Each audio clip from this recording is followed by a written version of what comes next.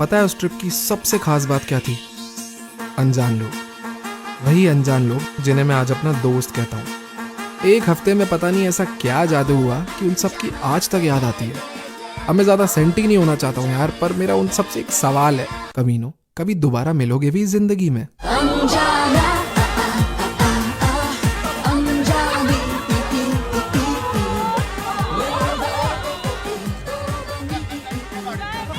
Hello नमस्कार everyone, मेरा नाम है प्रशांत और मैं हूं गढ़वाल रीजन के चौपटा में, which in all its essence is the base camp for Tungnath and Chandrashila trek. यहाँ से बहुत सारा डिस्टेंस कवर करके आ चुके हैं और थक गए बहुत।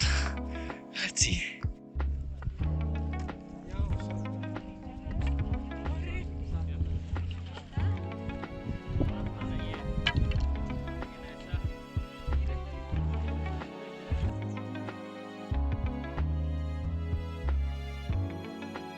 संस्कृत में तुंग का मतलब होता है सर्वोच्च, और क्योंकि ये मंदिर एक सर्वोच्च स्थान पर था, इट इज लिटरली सर्वोच्च स्थान, यहाँ से बस थोड़ा सा ही दूर स्वर्ग है, तो इसलिए इस मंदिर का नाम तुंगनाथ मंदिर पड़ा।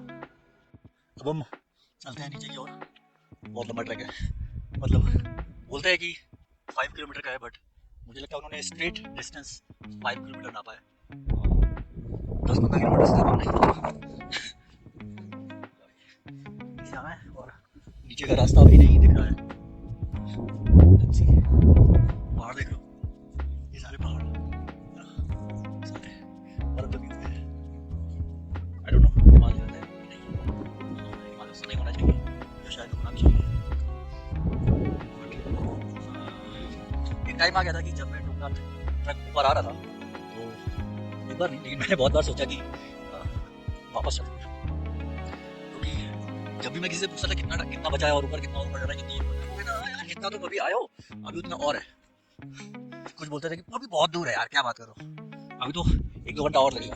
तो मुझे लगा मैं 3 घंटे से चल रहा हूँ और अगर 1-2 घंटा और लगेगा तो भैया मैं वापस आ जाता हूँ, मेरे बस की नहीं है चलना। और उसके बाद चंद्रशिला जाना इट्स वेरी डिफिकल्ट, क्योंकि मैंने अभी तक ट्रैकिंग नहीं करी है।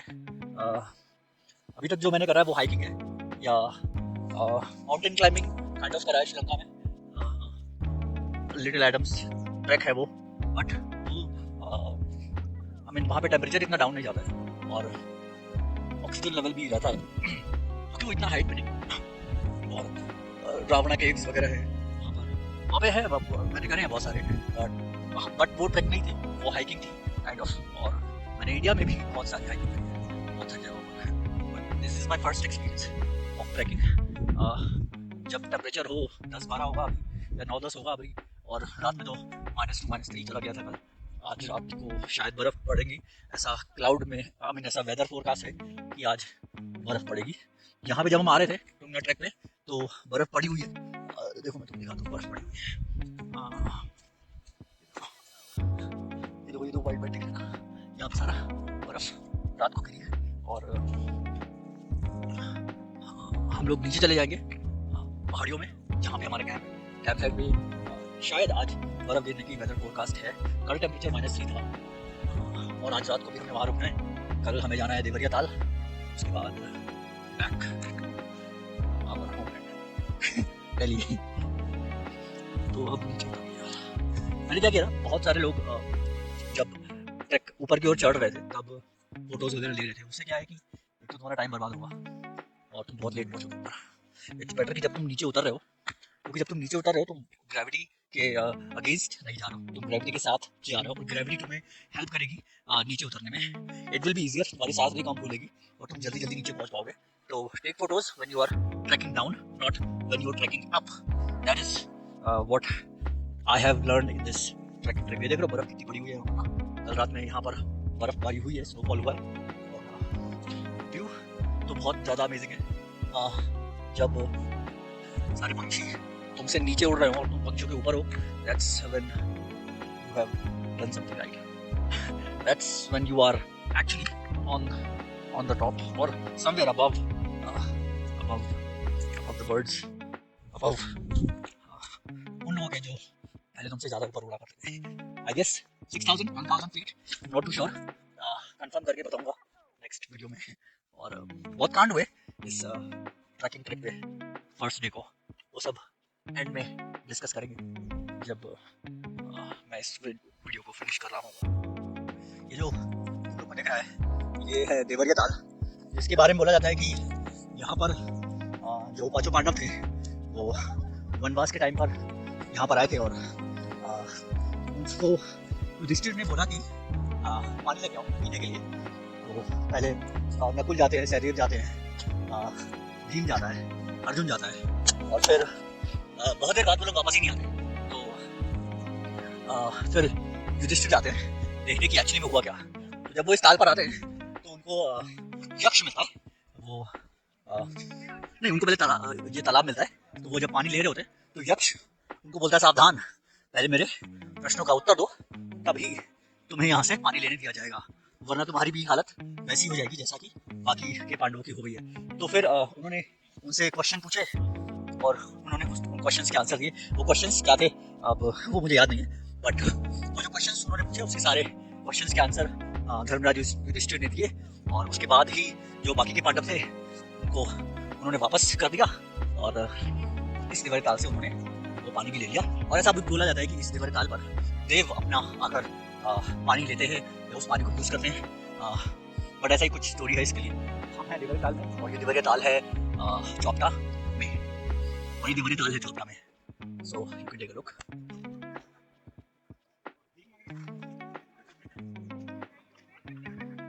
यहाँ तक आने के लिए कुछ 4-5 किलोमीटर का ट्रैक है, which is easier than what we did yesterday. कल हमारा ट्रैक था तुंगनाथ और चंद्रशिला के लिए, विच वाज वो बहुत एलिवेटेड था और बहुत हाइट पे था, तो उसको चढ़ने में बहुत डिफिकल्टी हुई थी। ये वाला ईजियर था बट डिफिकल्टी हुई इसको भी चढ़ने में। So at the end of this vlog I will share what all we have survived. हमारी ट्रिप शुरू होती है दिल्ली से और स्टोरी शुरू होती है अनइंटेंशनल पॉज से। वो अनइंटेंशनल पॉज था कि हमारा टेम्पो ट्रैवलर का क्लच प्लेट फूक जाता है और वो जहाँ पे फूकता है वो है ओखीमठ, और ओखीमठ में ओंकारेश्वर मंदिर है जहाँ पर बाबा केदारनाथ और मदनेश्वर शिवलिंग वहाँ पे विराजमान होते हैं पांचों केदार के साथ। क्योंकि ठंड के मौसम में बहुत स्नोफॉल होता है इसलिए वो मंदिर बंद कर दिया जाता है और उनके दर्शन अब ओंकारेश्वर और ओंकारेश्वर मंदिर में मदनेश्वर बाबा केदारनाथ बाबा के दर्शन होते हैं। और ये चमत्कारिक था हमारे लिए क्योंकि वाइल वंडरिंग हमें ये पता ही नहीं था कि ऐसा कुछ होने वाला है। वो तो हम टेम्पो ट्रैवल खराब हो गया तो हम घूम रहे थे कि क्या करें अपने बैकअप ट्रैवल का वेट कर रहे थे। And that's when we find out कि यहाँ पे तो मेला लगा हुआ है, और मेला इसलिए लगा है क्योंकि दोनों केदार दोनों शिवलिंग को यहाँ पर पूरी बारात के साथ लाया जाता है। तीसरा, temperature was maximum 3 degree, minimum was -2 और -3 डिग्री। कैंप का food, fourth camp food and camp accommodation was not that good, but we survived that also. And a lot of people had challenges, breathlessness challenges. Me too. It's not because of, I would say it's because of Diwali ke fireworks. It's not because of so a lot of us had challenges. A lot of us had breathing challenges while trekking up to the mountains. The most important, we have survived a zone called comfort zone. Treta युग में रावण का वध करने के बाद भगवान राम ने प्रायश्चित करने के लिए यहाँ पर शिव जी का शिवलिंग को विराजमान किया था, उनको स्थापित किया था, उनका ध्यान किया था। और फिर त्रेता युग में पांडवों ने यहाँ पे मंदिर का निर्माण कराया। ये है तुंगनाथ की स्टोरी। और जो चंद्रशिला ट्रैक है वहाँ पर ऐसा मैंने पढ़ा है, ऐसा कहा जाता है कि जो चंद्र देवता हैं उन्होंने भी भगवान शिव की पूजा करी थी, भगवान शिव के लिए ध्यान और मेडिटेशन करा था वहाँ। और ऐसा भी बोला जाता है कि अगर तुम बाबा तुंगनाथ के ट्रैक पे आए हो तो जब तक तुम वो चंद्रशिला के ट्रैक तक नहीं जाओगे, चंद्रशिला समिट तक नहीं जाते हो, तो वो तुम्हारी जर्नी को इनकम्प्लीट माना जाता है। तो स्टोरी ये है कि बाणासुर की बेटी उषा और भगवान कृष्ण के ग्रैंडसन अनिरुद्ध का यहाँ पे विवाह होता है। और बाणासुर की बेटी उषा के नाम पर ही इस जगह का नाम उषा मठ पड़ता है, जिसको अब ओखीमठ कहा जाता है। और क्योंकि स्नोफॉल बहुत होता है इसलिए केदारनाथ और मदनेश्वर को बंद कर दिया जाता है और दोनों शिवलिंग के दर्शन बाकी के भक्त यहाँ पर कर पाते हैं। The trip doesn't end here. On the way back we were supposed to visit Dhara Devi temple, लेकिन हम जब वहाँ पहुँचते हैं बहुत रात हो जाती है और धारा देवी के मंदिर के जो कपाट है वो बंद कर दिया जाता है, तो वहाँ से ही दर्शन करने को मिलता है। I forgot also got to witness the Sangam of Bhagirathi and Alaknanda, और जो मिल के गंगा जी बन जाती है। ये है देवप्रयाग, जहाँ पर अलकनंदा नदी मिलती है और यहाँ से गंगा जी बन जाती है। तो इसीलिए यहाँ का रंग थोड़ा मटमैला है, अलकनंदा थोड़ी सी डस्टी